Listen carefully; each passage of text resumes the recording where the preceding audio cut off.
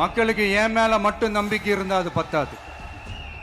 என் கூட டிராவல் பண்ற என்னோட எல்லா தோழர்கள்கிட்ட அந்த நம்பிக்கை வரணும். உங்களை தான் கேட்கிறேன், எல்லாரும் உண்மையா உழைப்பீங்கல்ல? பேரூர் பகுதி கிளைன்னு இங்க வந்திருக்கிற நம்மள எல்லார் நிர்வாகிகளும் தான் நம்ம கட்சியினுடைய ஆணி வேர்.